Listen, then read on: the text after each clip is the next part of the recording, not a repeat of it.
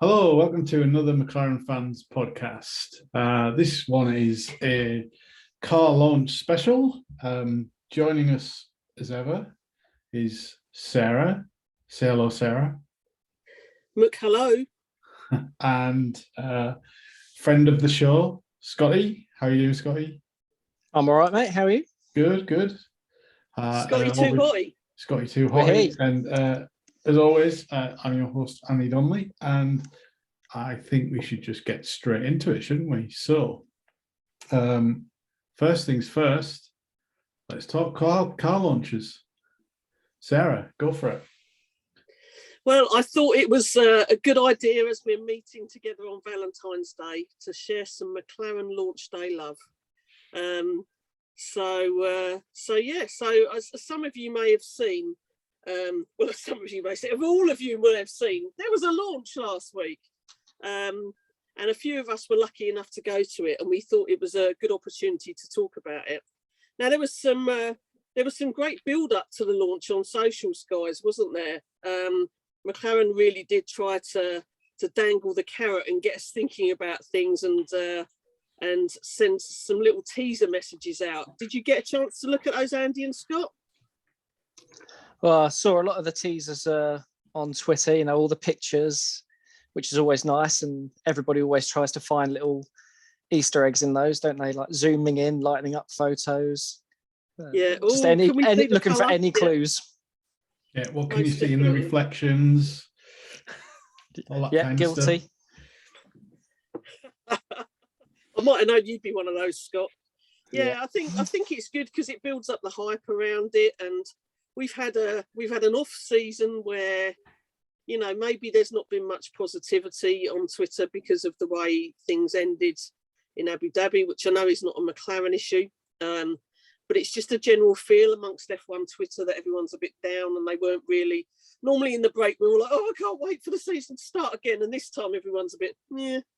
But I was excited to see what these new 2022 cars were going to look like, not just ours, everybody's. So I thought those tweets were really good building up to it.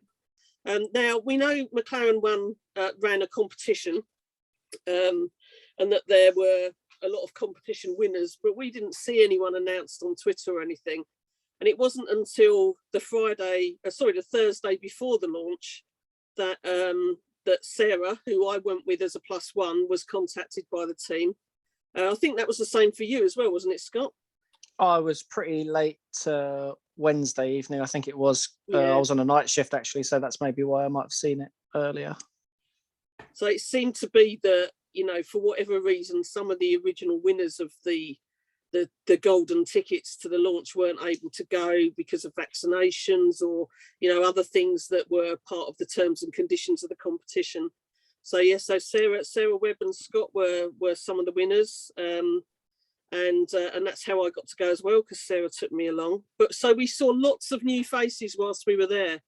I don't know if any of you listening noticed on the Sky coverage, but you might have recognised myself or Scott or Sarah in the audience, but pretty much everyone else there were new, not people we'd seen before. So that was really good to see.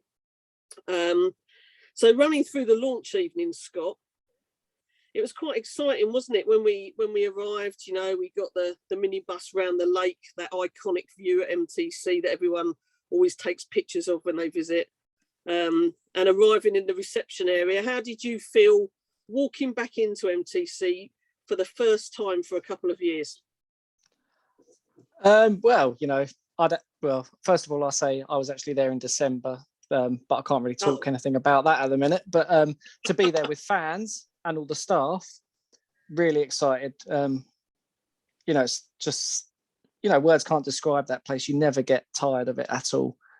It was a shame we had to hand our phones in straight away, because the first thing you want to do is take loads of pictures. But we had to get rid of those straight away. Yeah, and I know we'd agreed to that, and that's obviously understandable. But one of the things I'd hoped to see whilst I was there, we didn't get the opportunity, were the trophies. The new trophies from Monza, etc. And we didn't get the opportunity to do that. But as we walked in, we walked into where the Paul Oz Bruce McLaren statue is.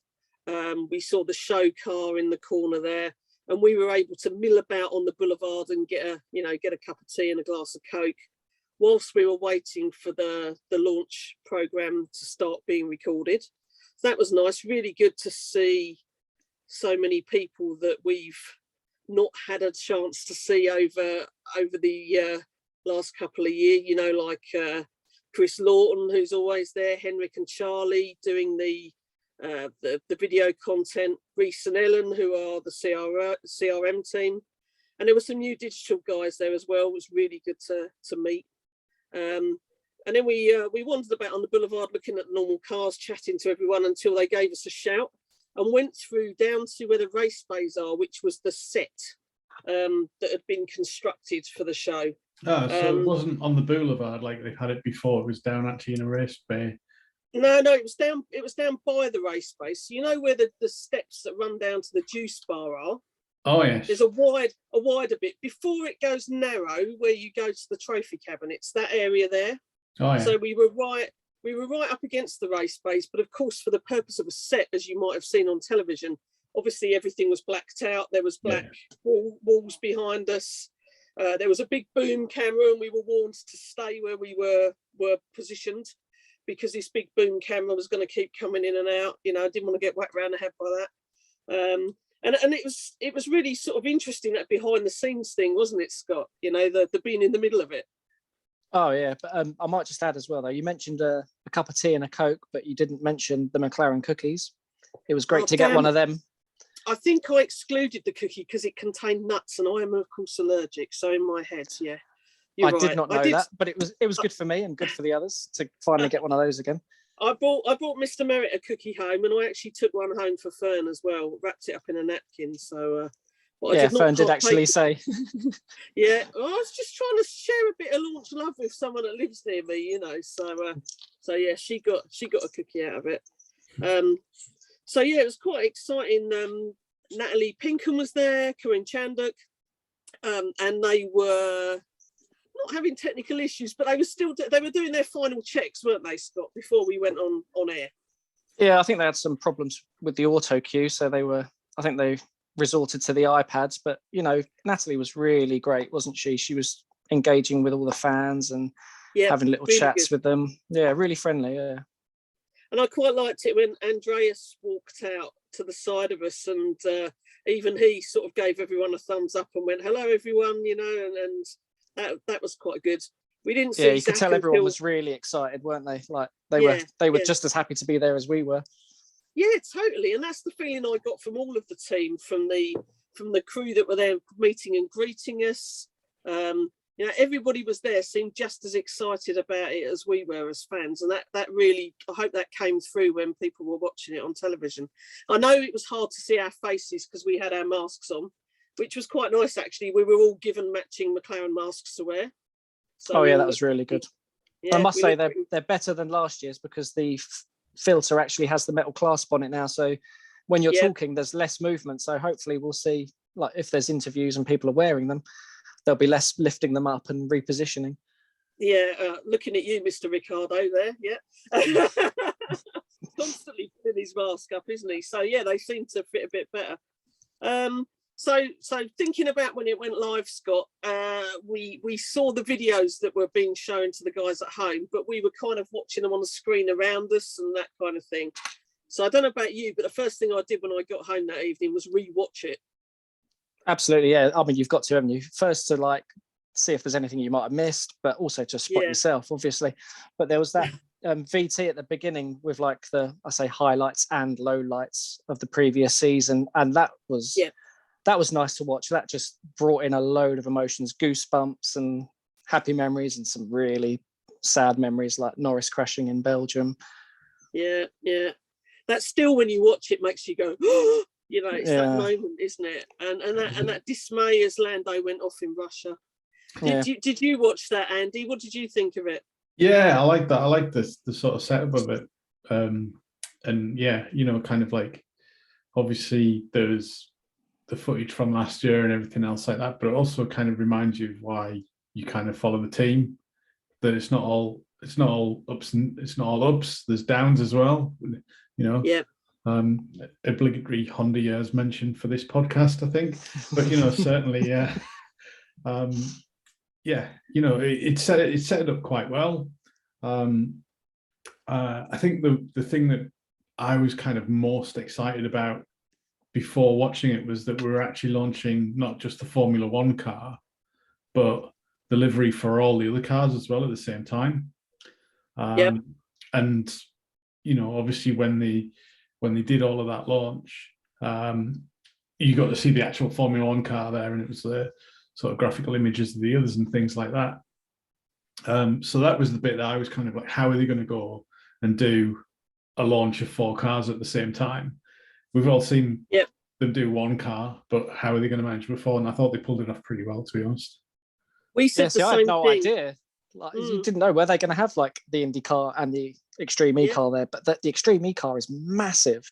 So I just didn't have a clue how it was going to work. Silly me, didn't even contemplate the thought they might just put them on the screen, but it worked really well. So it did, and I really like the videos where they broke out to each specific area as well. So much more detail on things there, that was great.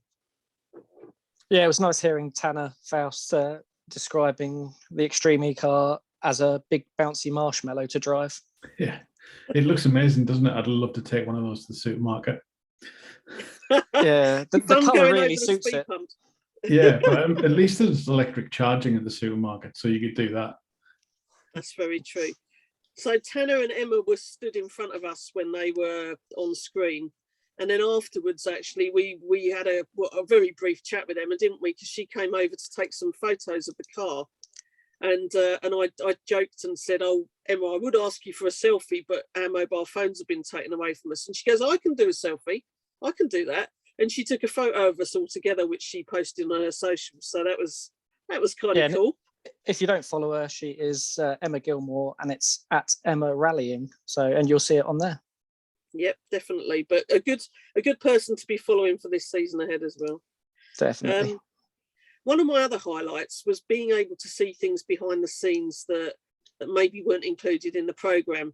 And I think McLaren have alluded to this a bit in some of the things they've shown on their socials over the last couple of days, which might have given you the impression that Lando and Dan were mucking about a bit. And they weren't. It was great fun as they were off to the side before they made their big entrance.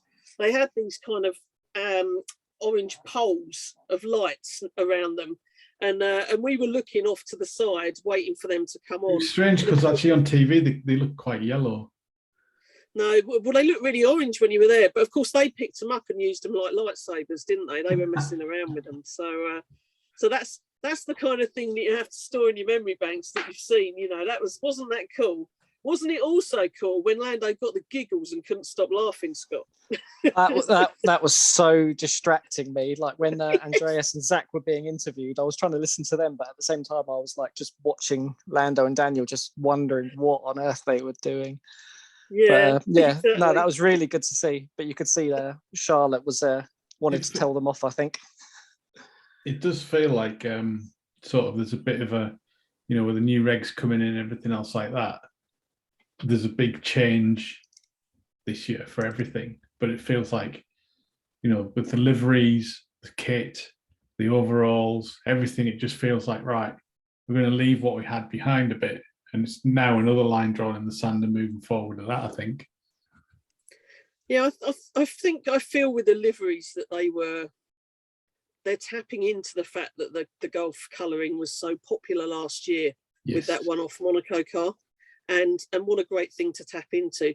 And I guess they're playing around with the idea of, okay, we want to stick with papaya. We know there's the heritage and the history. How can we change that up a bit? Let's make it fluoro papaya, and my God, did it ping. So let's cover that bit now then. The unveil. Wow. When they pulled the covers off that car and Natalie said on the telly, warning, there will be flashing lights. Let me tell you, no one had warned us there were going to be flashing lights. So that was 80s old school disco, and that was brilliant. When they took the cover off and we all stood there and sort of went, wow, the first things I wanted to do were talk to Scott and Sarah and Leanne and say, what about this? Look at the wheels, look at that. And of course we can't, because we're in the crowd on a TV programme where we've got to keep quiet. So I was busting a gut to talk about it. What did you think, Scott? Yeah, I mean, there's always that sort of little bit of dread and that you don't know if you're going to like what you're going to see. But when that cover came off, just, oh, wow, absolutely loved it. And I'd say that the colour actually looks a bit different than comes across in any photos that have been posted on social media. Agreed. And I think Aaron McLaren, they posted a video of their cars on track earlier, didn't they? And they look amazing on track. The fluoro papaya just really does pop. Yeah, yeah. What did you think, Andy, when you saw it on the reveal? I loved it. I loved it. I tell you, the bit that struck me first of all was obviously you got the colours and everything else like that. It's a different shape of car, but the rear wing stood out for me with the Gulf blue on it, and I was like, oh, that looks lovely. And yeah, I kind of just, I looked at sort of all of the colours going together and stuff, and I was so glad that they put the Gulf blue in there. But like you say, I think you guys have seen it in the flesh. I think my impression of it is going to be completely different until I see the car in the flesh, or on a better maybe TV feed than a studio sort of setting. Yeah.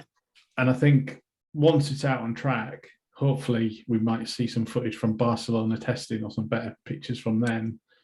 We'll get a much better sort of look at it in the daylight and everything else like that. But yeah, certainly I wasn't disappointed by any means. And I'm glad that what we didn't do is just kind of just tweak last year's a little bit.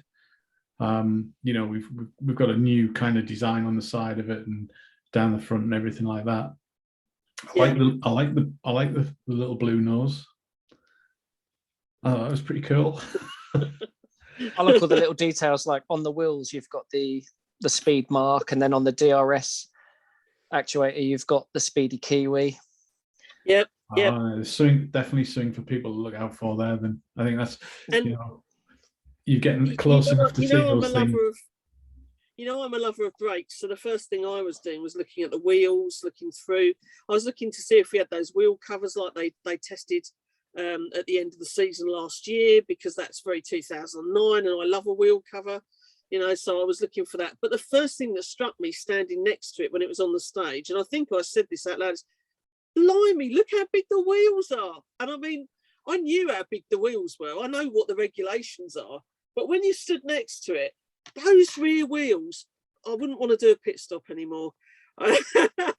No, I'd love to know the weight difference, actually. I'm sure it's probably been noted somewhere, but I've not actually seen it. But they are hefty. They are really big. I'd love to know.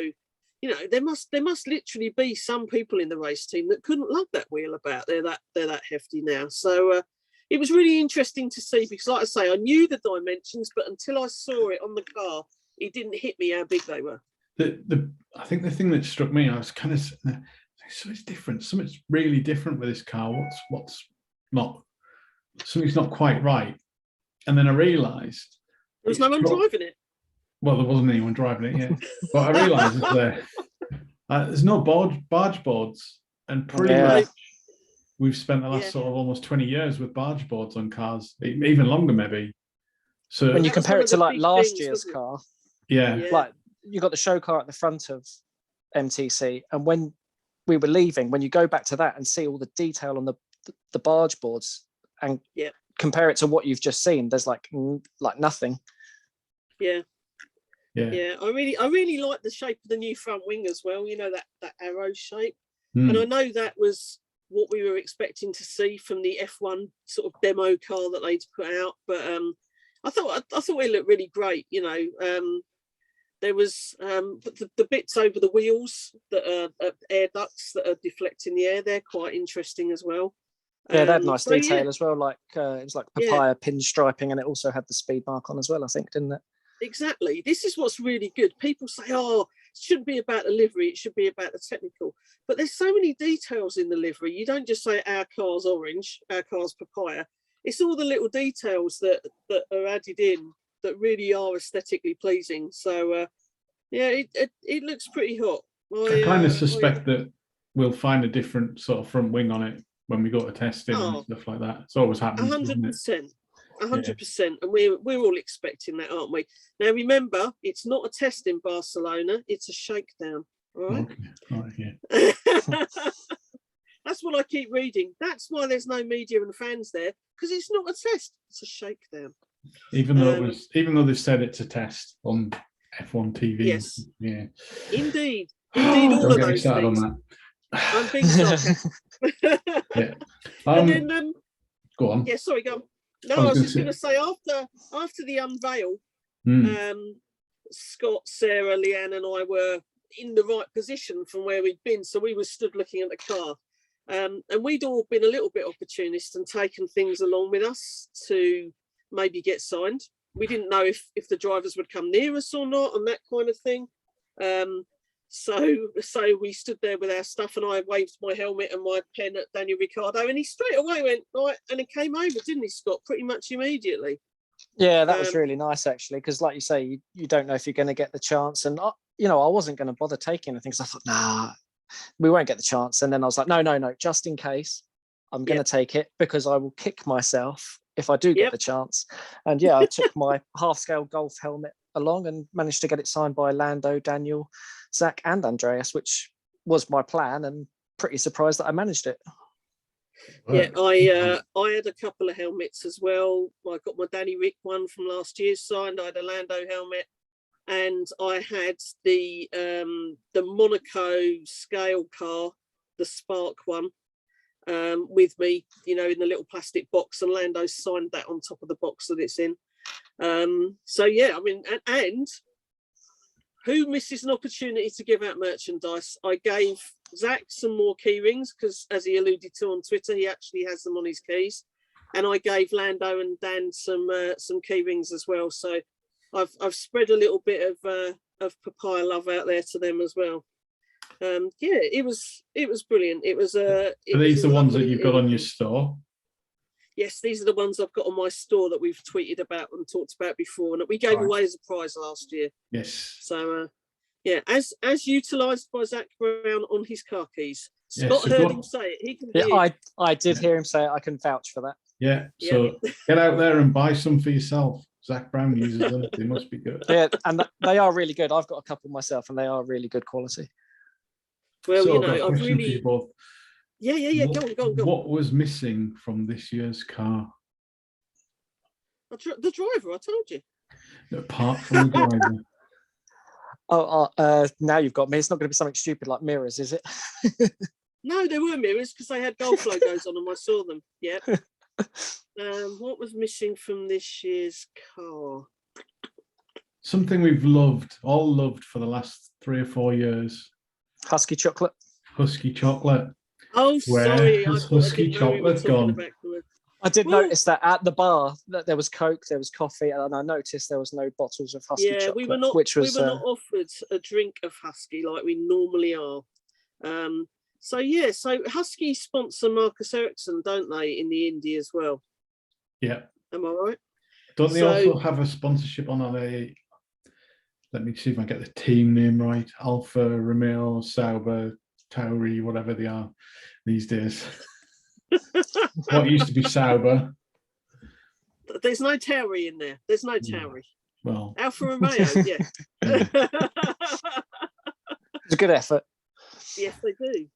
And isn't it strange? As fans, we're looking at that. We look at the commercials and we look at the sponsors on the car, right? And Zach will talk about he's managed to get new sponsors in. We never hear when they've left, do we? No. Well, we used to ages ago because everybody else on Twitter used to tell us, "Oh, you've lost another sponsor." Yeah. Oh, Michael Kors have left. Yeah, exactly. And people, no Husky. People probably think. I will say, sorry, can I? Lando was actually wearing a Husky wear hoodie, wasn't he? So maybe something will come in at some point. Maybe they'll still be on the helmets. Who knows? Who knows? That is right. You're right. On the Twitter feed, they posted a lot of pictures of him wearing that Husky white hoodie with the red on it, wasn't it? So, yeah. But there was no logos on the overalls or on the arms of anything else where there has been for the last few years, and not even on the smaller logos on the car. To be honest though, Andy, I didn't get to see much of the front of the overalls because we were stood behind them. So let's just say I focused on the rear end quite a lot. Right. Disgraceful. Yeah. But, you know, don't I look think at you forcing them out. They were stood in front of me. I mean, you know, when it comes down Actually, to I will defend you there, and I was looking at the back as well. So you know. Yeah. Did you look at Danny Ricciardo's bum, Scott? No, but I will admit to looking at Lando's. There you go. It's not just the fangirls. Scotty looks too. You were obviously just noticing how much work you put in training over the winter. That's what it was, Scott, Absolutely, right? absolutely. Just appreciating the work he's done. Yeah. I actually said afterwards that Daniel's race suit was tight around his bum, and Lando's was hanging a bit looser. And I'm not sure if that's because one of them's a size up and one of them's a size down, or if their bum shape's changed. But I just couldn't help notice the cut of their clothing, you know. They were right in front of me for a long time. I did like on the rear of the overalls, you've got the numbers there, and they look really good, nice and big on the back. Yes, a bit football shirty, aren't they? When they got the big number on them, yeah, that did. No, I agree. Definitely. Yeah, let's have a quick 2 minutes or 3 minutes on the team kit. What do you think of that? I really, obviously, I like it. I like the fact we've gone quite bold with the colouring and everything else like that, because we seem to have had white polo shirts for decades now. So to have colourful, contrasting colours is great. Obviously, we've got a new manufacturer, Castor. I like the designs. Has anyone, have you, well, first question to you both, what have you ordered? And I've not ordered anything yet. What? I know. Wow. I know. I'm waiting for the funds to be a little bit better. Still recovering from Christmas. Okay, fair enough. But like you said, there's a lot of variety. So yeah, I think there's going to be a lot I want. I have ordered and have received a papaya T-shirt with a very nice bold blue print on the back of it. The McLaren logo on the front of that T-shirt is embroidered, which is very nice.